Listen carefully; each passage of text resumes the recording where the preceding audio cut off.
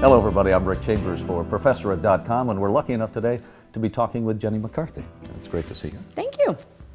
Obviously everybody knows your face, they know that you've been around for a while, but they may not be up to snuff on what you're doing now. Bring us up to date.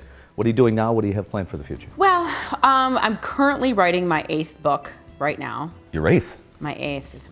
I found a niche in the market, if you will, for just kind of telling like it is. Yeah. So I started off with my pregnancy books, went to kind of more mommy me books, and then I went through an autism series, and now I'm kind of going back to my comedic roots. And the current one is called Sinner, and it's about my upbringing in Catholicism and how funny some of the situations were, like church giggles and things like that.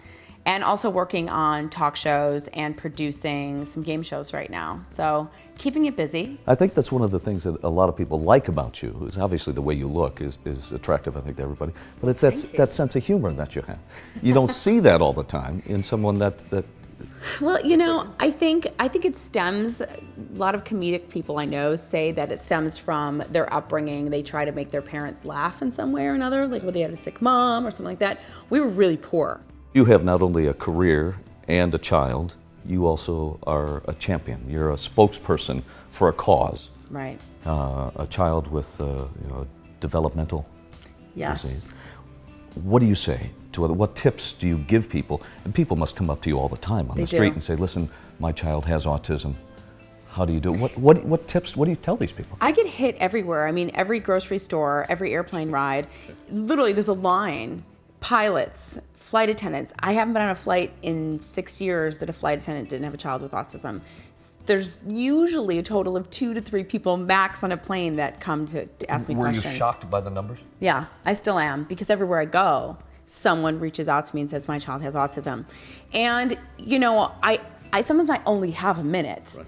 And in those 1 minute, I direct them towards my organization, generationrescue.org. I tell them to read some books. I tell them that hope is real. Kids can get better. Just a lot of people don't know that. One of the things that I've witnessed, though, which is really kind of interesting from a kind of a psych point of view, is that I've encountered 2 types of parents, moms, which are moms that are these warrior moms, which I've named in a book, and I continue to call them warrior moms. And then there's moms who fall sadly in this victim role, which I found fascinating. I toured the country for about 3 years and spoke to about 350,000 moms face to face, 8 hours a day, and listened to them. And I was really able to divide them into 2 groups. And you see these moms that go, "What can I do? Where do I go? Let me get started." Yeah.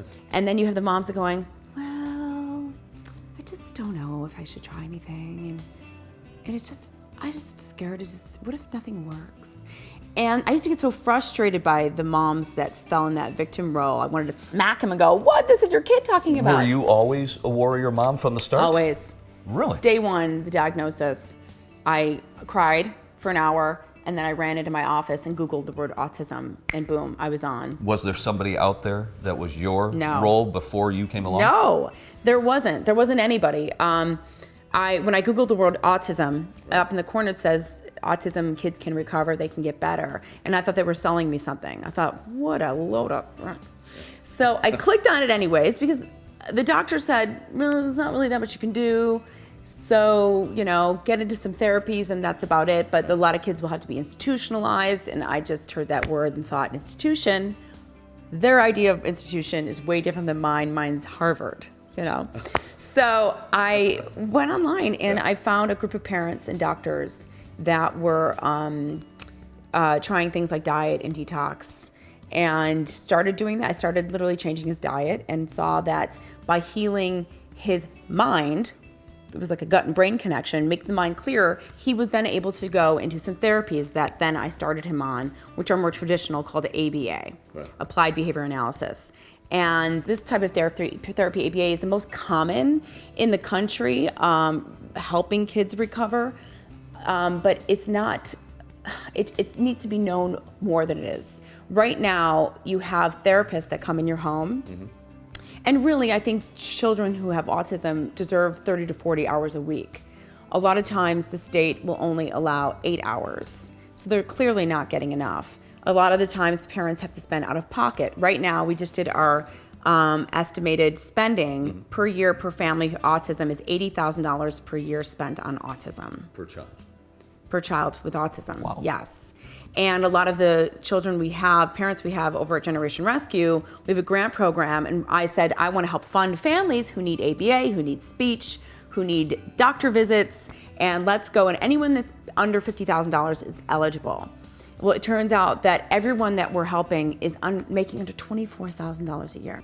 You've been a model, you've been the celebrity, you've been on the magazines and all of this type of stuff. And everybody, when you say Jenny McCarthy, everybody thinks, oh, she's beautiful and this and that. How do you maintain this? Seriously, how do you maintain this and do everything else that you're doing? I've got a really good hairstylist. My sister's my makeup artist and lives with me, so that helps. But also, I follow the same health regimen as Evan.